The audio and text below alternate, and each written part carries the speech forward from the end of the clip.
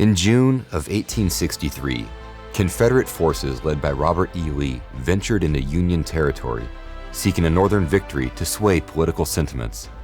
The ensuing Battle of Gettysburg, which began July 1st, became a turning point in the Civil War. Over 3 days, 150,000 soldiers clashed, resulting in a devastating toll of 10,000 dead, 30,000 injured, and 10,000 captured or missing. Post-battle, hastily buried soldiers prompted the creation of a proper resting place. With state support, a committee chose a hill where the Union repelled Pickett's charge. The reburial began in October of 1863, excluding Confederate soldiers, whose remains were later relocated by Southern Veterans Societies. On November 19, 1863, the Soldiers' National Cemetery dedication took place. Orator Edward Everett delivered a lengthy speech, followed by President Abraham Lincoln's iconic 2-minute Gettysburg Address. Lincoln's words emphasized the sacrifices of war and the imperative of preserving the Union.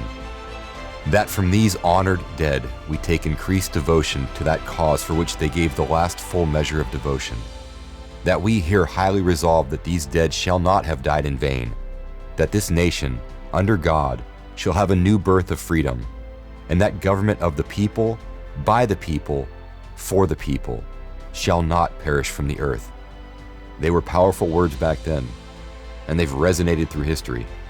I was fortunate enough years ago to do a full tour of the Battle of Gettysburg, which was military-led. In looking at some of the monuments, I noticed that many of the names were scratched off. I came to find out that many of those names were actually scratched off years later after the monuments were erected by the survivors of Gettysburg. They scratched off their comrades' names because they later deserted. They may have fought bravely in the Battle of Gettysburg, but in the end, they believed they turned their back on them. I used to wonder how a group of men could just walk right into cannon fire, rifle fire, overcome that desire to retreat.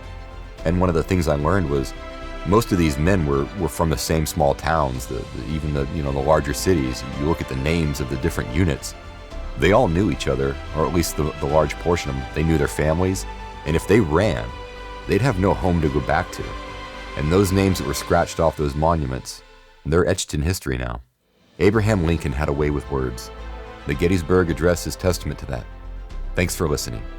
Make sure you like and subscribe if you want more This Day in Military History.